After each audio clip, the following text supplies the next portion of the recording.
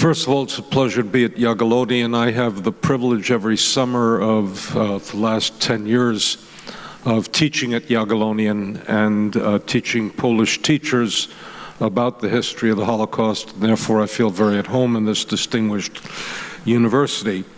Having just survived the Passover Seder, my daughter, who did her doctoral thesis in part on the Haggadah, always used to joke that the Seder in our home takes a little bit longer than the Exodus, and that the fifth question is, when shall we eat? So I am standing between you and eating, so therefore I will have to be cautious and careful. I've been asked to address the question of the Holocaust in context. Let me put it in a couple of contexts for you very quickly. First of all, the Holocaust Scholarship is thriving in ways that we never imagined before. The Holocaust used to be a footnote to the study of World War II, and now it has taken center stage, and works appear in a variety of formats from a variety of perspectives in all sorts of ways, which shed brand new light on the Holocaust. Let me only touch on four very briefly. One is Tim Snyder's new work, The Black Earth. And Snyder takes a very bold stand that forces us to rethink a variety of things. The first is he asks the questions, why were the Jews targeted in Hitler's universe, and precisely speaks of Hitler as engaged in a world in which he saw the Jews as anti-natural because they restricted and restrained the exercise of might. And if we live in an extreme form of social Darwinism where it's survival of the fittest, the Jews, by virtue of their very basic morality and indirectly Christianity, which adopted that morality, had to be eliminated because they restrained by moral considerations the exercise of power. He focuses in a radically different way about the nature of Jews as a target, and sees it within a worldview that looks at Hitler aiming not only at Lebensraum, living space, but also space to live well, and for him that was power and domination. Snyder also does a very important thing which we have to consider, especially in this region of the world, which is he focuses on the role of statelessness. And that is that Jews were most vulnerable where not only, and this challenges some of the considerations here that have been offered, not only the role of law, but the problem was that in areas where there was no law, statelessness proved a unique vulnerability. And he shows that even the promise of the realization of statelessness, of state, became instrumental for the use of a series of forces to assist the German Einsatzgruppe in murder, and in areas such as Latvia, Lithuania, and Estonia, the dramatic role and transformation in the killing process that was done by locals, and also the dramatic change that was done in the period when there was statelessness between Soviet and German occupation. Ironically, he suggests that we consider in a very interesting way that one of the strongest assertions of Jewish rights in this land, in Poland, was where the one area where the state did not disintegrate, and that was with the government of exile. And that is that we have to consider them as the only group within Poland willing to defend the Jews, because they still saw Jews as citizens of the state. That underscores also the question of the role of 1935 in depriving the Jews of the right of citizenship, which forces them into statelessness, and also, interestingly enough, underscores the natural inclination of Jews in the aftermath of the Holocaust, when we learned the consequences of statelessness and powerlessness, to make one of the primary items of the agenda the achievement of a Jewish state and the achievement of adequate Jewish power to sustain that state and the like. Second example, which I want to touch upon are people going from different areas of inquiry. One of the most interesting books that has come out is a role called The Holocaust versus the Wehrmacht. It's written by a logistics expert, a military logistics expert, who looks at a very basic issue, which is how were the Germans going to supply their troops, looks most particularly at the attack on the Soviet Union, figures out how many trains were needed to bring 600,000 horses to the front, and to bring the food that was responsible for feeding 600,000 horses in the front, something I never thought of once in my life, comes then to the broad conclusion that if Germany had really concentrated on winning the war, then the two times in which it had the greatest acts against the Jews, 1944 and 1942, were the two times that its own supply lines were most vulnerable, and the two times in which there was a battle and a struggle, which he then finds in documents, between the SS and the Wehrmacht over what was going to be the national priority. 1942 is clear because the basic way of looking at Wannsee is at the time of the Wannsee Conference, 80% of the Jews who were to be murdered during the Holocaust were alive. 16 months later, 80% of them were dead. 1944 is clear because, again, between the 15th of May and the 8th of July, 437,000 Jews were deported on 147 trains, destination primarily Auschwitz. And that was the period of time in which the Soviet Union was invading from the east. The United States and the Allies had begun D-Day. Hitler's supply lines were stretched to the extreme, and what Pachter shows with that, which is extraordinary, is the fact is that the war against the Jews took primacy, but now he can show it not as an ideological thing, but he can show it in documents, train by train, battle by battle. There's a new book, for example, on the relationship between Polish resistance and the Jews that now no longer goes into polemics, but goes into detail after detail about it. There's also a collection of very interesting documents that will soon be be published, which is a republication of the Polish underground press and what it reported about the Jews, so we will know precisely what happened in this land and when and what could have been known and what was revealed to the general population. Let me touch on one area that is of particular interest to me, which is a magnificent new book called It Kept Us Alive, on the role of humor in the Holocaust. And the role of humor in the Holocaust becomes important because it shows the capacity of human beings to confront their reality and live even in the shadow, with the overwhelming shadow of death. And it gathers all of the ways in which Jews used humor, and then all of the instrumentalities in which life was celebrated amidst destruction. Shows you precisely the inner nature of what was happening within the community. Let me use the occasion to just tell part of the story. Three guys are sitting down and talking. One says, "Oi." The other says, "Oi, oi," and the other guy says, "Oi, oi, oi." So much for politics, gentlemen. Now let's talk about something else. A child is asked in the Warsaw Ghetto, "What would you like most of all?" And he said it in Yiddish, "Ich will sein Yossam." I'd most of all like to be an orphan. And thus he uses his imagination very clearly to slaughter the one whom put him in the ghetto. Archives are going to open up.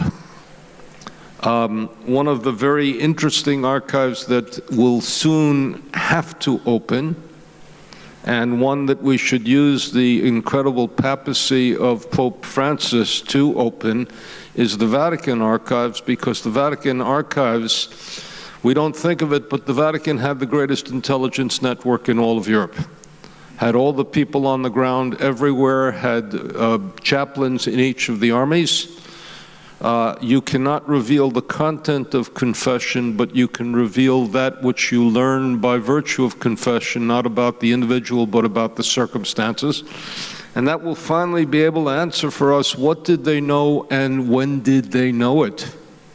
And then what did they do with it? We have a wonderful book by Susan Zuccotti about a decade ago, who came to the radical conclusion by showing the letters that were sent to the Vatican, letters that came back from the Vatican, came to the radical conclusion that local Catholics did far better than the Roman Catholic Vatican and its hierarchy, and showed the degree to which they operated against instructions and without instructions to save out of humanitarian levels.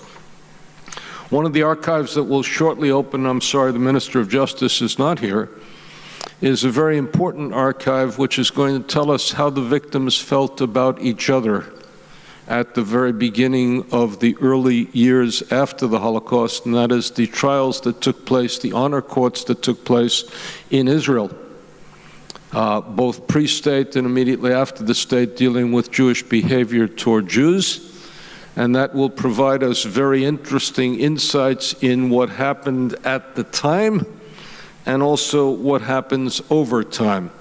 We even discovered a very important document that I've known about for about 3 years, but Elie Wiesel had a Hebrew version of Night that is far more critical of God, far more critical of the Jews, than what he allowed to be published even in Argentina in Yiddish, and then what he allowed to be published in the United States in the 2 versions of Night.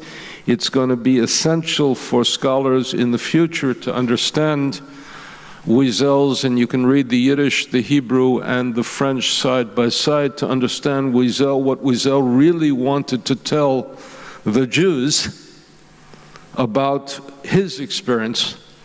And then the more he became a public figure, the more he was restrained in that. I'm sorry the Justice Minister is not here, because we can also answer directly. I mean, we wrote a book on this about the question why Auschwitz wasn't bombed, and if you want to deal with the non-bombing of Auschwitz, you have to deal with the very fact that as late as June 11th, 1944, David Ben-Gurion, meeting with the cabinet of the Jewish Agency, voted not to request bombing, and that July 7th, 1944, Chaim Weizmann and Moshe Chertok, meeting with Anthony Eden, requested that Auschwitz be bombed, got an approval from Winston Churchill, who said, do what you can, get anything you can out of the RAF, and invoke my name if necessary.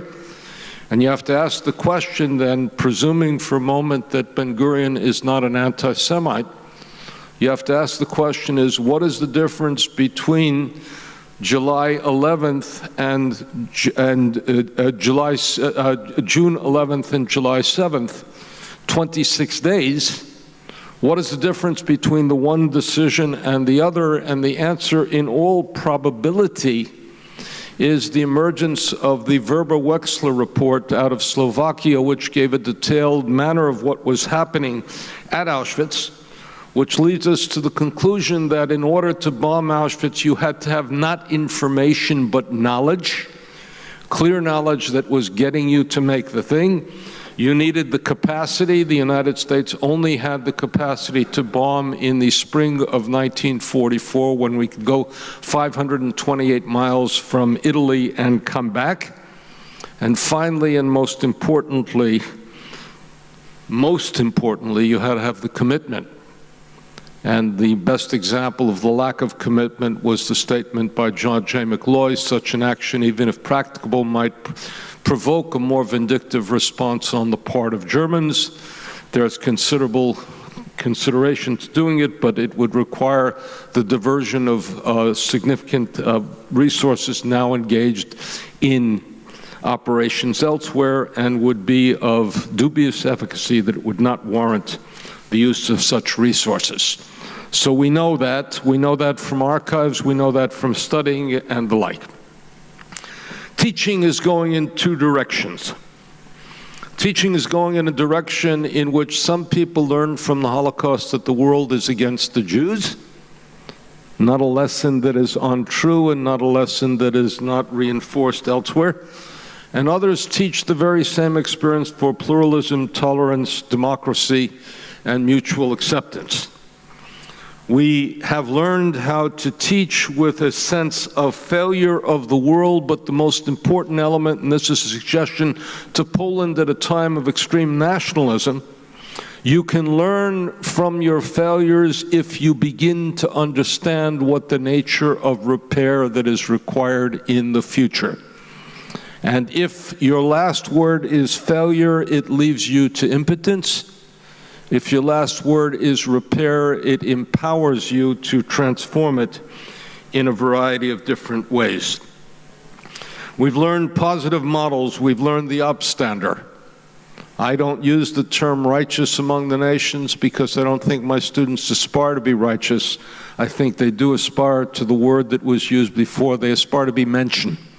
They aspire to be decent human beings. If we put them righteous, we put them out of reach.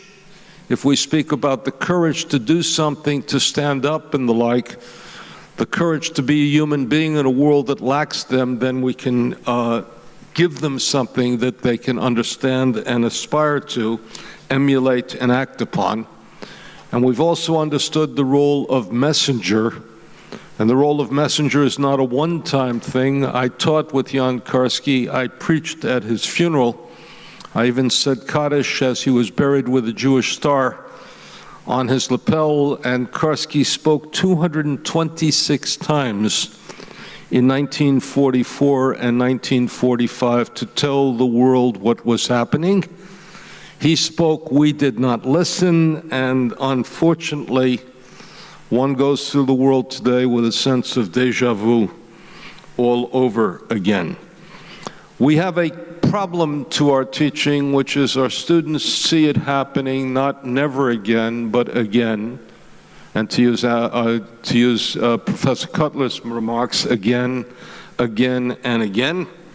They also see a world in which anti-Semitism has taken on different forms, but it's a world in which anti-Semitism has to be seen in the context of all sorts of permissibility for the expression of hatred, where we lived in a world in my generation where there was restraint on the expression of hatred. There was less anti-Semitism. There is less anti-Semitism now, at least in the United States, on demographic information than there was when I was growing up, but there was a restraint on the expression of anti-Semitism, which led us to believe that there was left. We live in a world in which there's a combination of Holocaust fatigue, we know it all, we've seen it all, versus extraordinary interest in the Holocaust.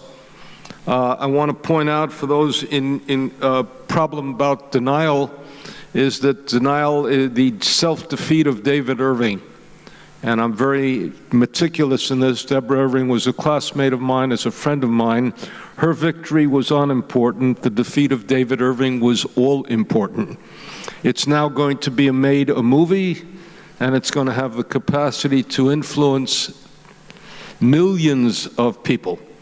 We also see the power that when you focus on an event, we see the power of its capacity. Again, Holocaust fatigue, you can't get a bloody Holocaust film made, but I know of about 20 that are in process. The Son of Saul won an Academy Award. We're also going to have a film on Ringelblum and on the nature of how you write a history from the inside. And we're also going to have a new film, we just finished a film on the last survivor of Treblinka that's going to be broadcast tonight on PBS. When we started, we had 5 survivors of Treblinka. We finished the film, and the last survivor of Treblinka died within 3 months of that. Finally, let me conclude by saying, We need to pursue the truth, and we need to pursue the truth in such a way that we can accept responsibility for where the truth takes us. We cannot undo the past, but we can transform the future. And the Holocaust, unfortunately, touches some of the largest issues that are contemporary to our society. There is no more important issue to the future of our collective humanity than whether, for example, a religion can adhere to its own principles with passion and with fundamentalism, with intensity and total commitment, and yet make room in the world for a religion with a view that differs. We have a wonderful example of a religion that did transform its teaching to make room for that in Roman Catholicism. The role of John the 23rd in undoing the charge of deicide, and even last month, the incredible statement by the Roman Catholic Church which says that there is no need to convert the Jews because the covenant and the original covenant between God and Israel remains in effect. Holocaust has transformed our legal situation. You're going to talk about it. It's transformed medical ethics. Let me give you one example of legal. I had the opportunity to be the executive editor of the second Encyclopedia Judaica. We looked at the legal consideration of the first Encyclopedia Judaica, and we had to throw out virtually all of the essays, because all of the essays were trying to tell us the degree to which the Nazis violated the codes of law. The new approach was to say, how was the instrumentality of law used to identify, segregate, isolate, de-citizenize, and ultimately murder the people? And we also have the question of religious ethics, of medical ethics, and also the question of governmental ethics, because the people who perpetrated the Holocaust were government officials, but also the people who fought the Holocaust were government officials. We've heard the example of Wallenberg. You can use the example of De Sousa Mendes, who essentially paid for with his career for the work that he did in admitting people into Portugal. We can look at the heroic work of John Pele, Josiah Du Bois, and Randolph Paul. Last point at all, I wish that our field were irrelevant. The scandal of our world, the tragedy of our world is that unfortunately we are relevant. Thank you.